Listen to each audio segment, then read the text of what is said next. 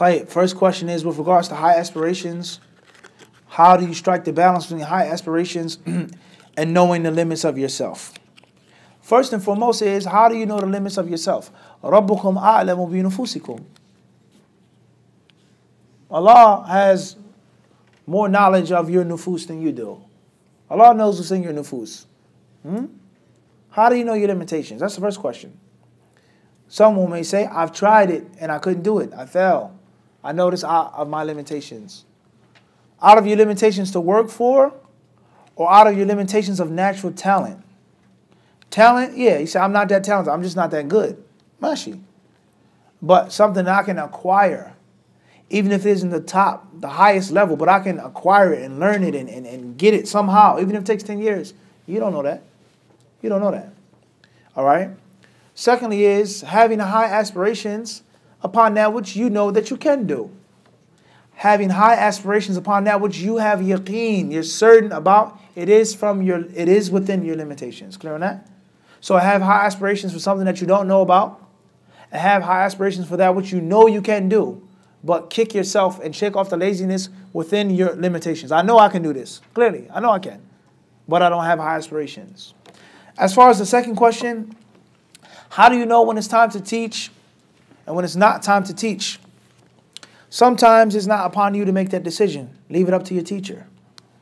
Your teacher who's supposed to be experienced and learn it. So sometimes, bi'idhnillahi subhanahu wa ta'ala, your teacher says, I want you to teach this class. You say, no, Sheikh, I'm not ready. He says, I want you to teach the class. No, but, I'm not asking you about your opinion. I never asked you what you thought. I never said that I even considered your knowledge about yourself. I'm telling you, you're qualified to teach the class. So if you reject what I'm saying, you're basically telling me that I'm either lying to you, I'm not being honest with you, or I'm stupid and I don't know what I'm talking about. And I don't think that any student of knowledge ever wants to think that about his or her what? Teacher. As far as with regards to if the decision isn't made by your teacher, okay, look at what you've studied. Ask yourself the question.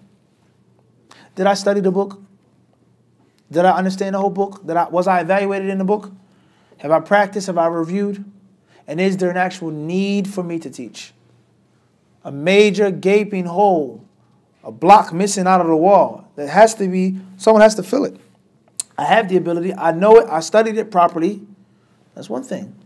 Or someone comes to you and they bring you something which is clear, is ma'qul, is logical. We're not asking you to give this crazy fatwa. We're not asking you to recite this. We ask you to teach a basic class on this and that, and we know that you study. It's a means of review for you. It's a means of helping out your brothers and sisters, getting closer to Allah, paying zakat on your knowledge. Why not? Why what? Why not? And don't think that a teacher has to know everything. A teacher has to prepare. A teacher has to review. And oftentimes Allah Azza wa Jalla will bless you with things through teaching. And it will open things, dimensions that you never ever thought about just because you teach. Let alone if you have the ability to teach one subject over and over and over again until you master that thing. So there is no one set rule. It depends on you. It depends on your teacher. It depends where you are, who's around you. Who else can teach the class or no one else can teach the class. It depends. So have a constant relationship with Allah subhanahu wa ta'ala. And secondly, make sure you have a relationship after that with your teachers, your elders, and you ask them advice. Inshallah ta'ala. There's no one set rule, set in stone. Allah knows what's best. Fadal. Walaki kadalik.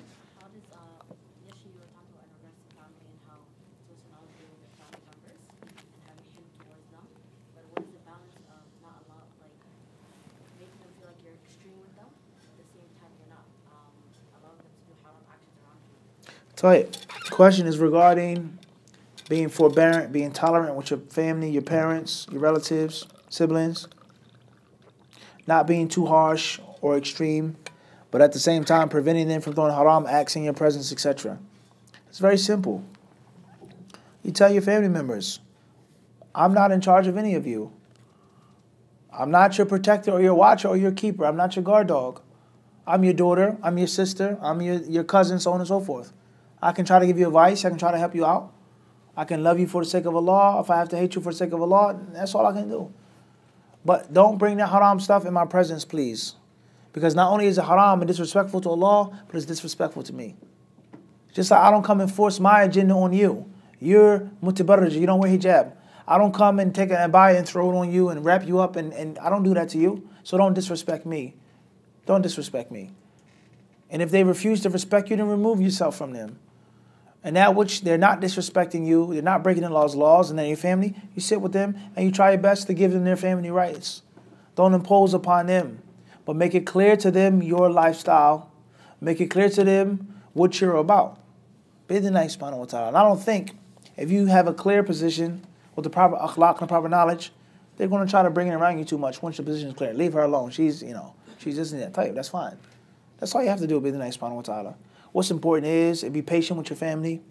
What's important is to realize that you were once in a state, regardless whether you were sinful or not, whether you were a revert Muslim or not, but you once didn't know everything, and the law guided you, Allah taught you. So be patient with your family. But it doesn't mean to be silent upon the haram. It doesn't mean that it's okay to disobey Allah Azza wa Jalla and it's all right. No. You have to make it known verbally, physically, that it's not okay in general, nor is it okay in my presence. Please don't bring that to me. For your own sake and also for respecting me. And that is not extreme. We live in a time, as we said the other day, the mother, she said, I knew my sons were about to be radical terrorists when they started praying 5 times a day. That was the sign of their inhiraf. They were off the sirat al-mustaqim of life when they start praying 5 times a day. There's certain people who consider 5 prayers a day extreme. Wearing hijab is extreme. If that's your definition of extremism, then I'm an extremist, no doubt. If that's what you consider extreme, then call me an extremist. I can't help you. If that's what you consider to be extreme, following the rules of Allah and His Messenger to the best of our ability, then I guess I'm extreme. Allah knows best. Khairan inshaAllah. Sallallahu sallam wa barak ala abdihi wa rasulihi nabina wa imamina Muhammad.